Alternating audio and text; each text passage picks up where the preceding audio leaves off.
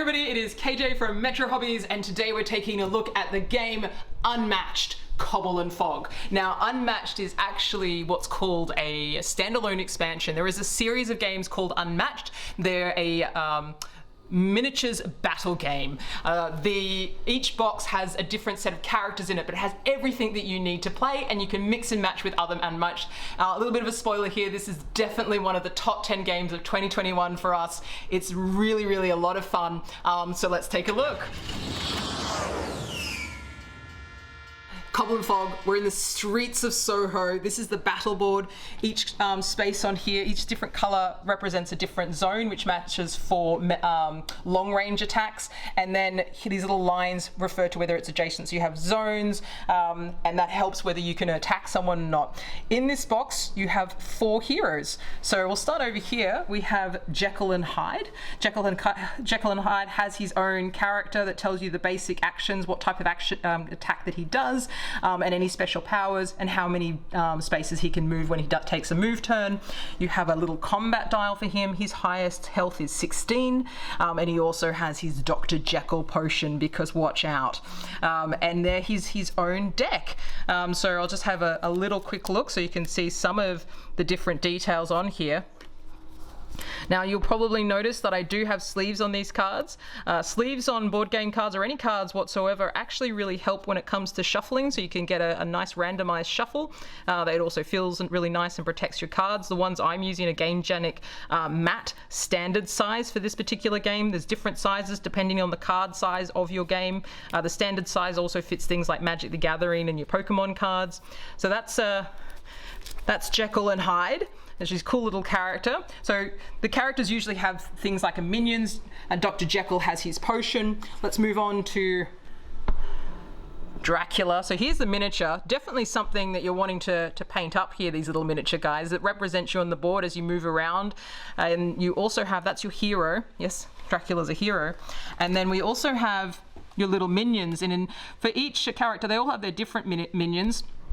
With Dracula, he has 3 minions, so they're only actually worth 1 health point. They don't have their own separate dial or anything, but they do have their own cards in the deck. So this is the Dracula deck just here. Give you a quick look. So any character can use that attack. That's an attack icon. This has to be used by Dracula. The cards are really straightforward. They really say exactly what it is that you need to do there.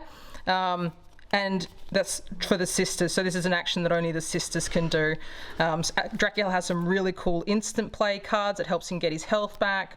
This is what's called a feint card, so it's both an attack and a defense. If you're looking for an in-depth rules, this is certainly not it. The in-depth rules, Watch It Played does a really good set of rules that it's actually sponsored by the game designers there, and goes through all the different details. He goes through the original base game, which is the volume 1 Unmatched Legends, and he'll go through the instructions for that, but he also does the details of this particular set and all the variations that it brings to the game. So finally, I'm going to go across to the other 2 guys. Now, this is a 2 to 4 player game. The way you're going to play it is you're going to probably play it as a 2 player. This is the Invisible Man. As a 2 player game, you really grab your deck of cards. Here's his deck of cards. Give you a quick little look. That's a defense icon, so that's how he defends against an attack. An attack icon. It's an instant play icon and a feint icon. And again, you've got all the little description down there as well. Now, the Invisible Man, he's got a special sort of situation. I love the art on this. I love that sort of, I guess it's noir, but I think it really suits the theme of the game, and it sort of helps you get into the theme of battling literary characters. There are lots of different characters that you can mix in with this. I will talk about the Invisible Man, just put that down there. The Invisible Man has fog, so instead of having miniatures, these little fogs can actually act as mobile teleports, as well as helping him. So if he was on the fog in a defense situation, he gets an extra point defense. If he's on the board and he's got a fog here and another fog all the way over here, instead of taking a move to get to here in 1 step, he could actually just jump straight to the next fog.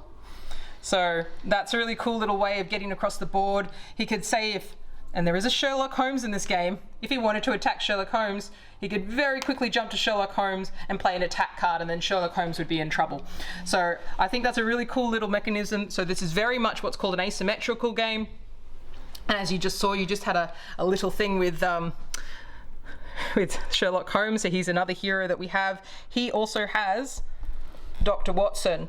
And this is what I was talking about with the combat dial. So Sherlock has one, but so does Watson. And Watson is a different kind of fighter. Sherlock's a melee fighter because he can only fight within a distance of one square or one circle, whereas Dr. Watson can actually fight within the zone. He's a ranged fighter. He has a handgun. And like Dracula, there is cards for just Holmes.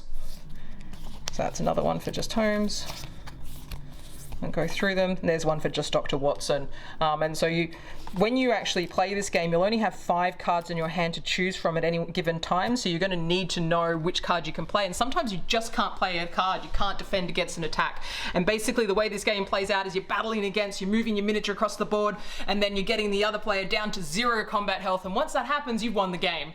It plays fairly quickly. It's really, really fun. It's mostly played at a 2-player, but there's definitely modes for playing it as a team, and you can play 2 against 2.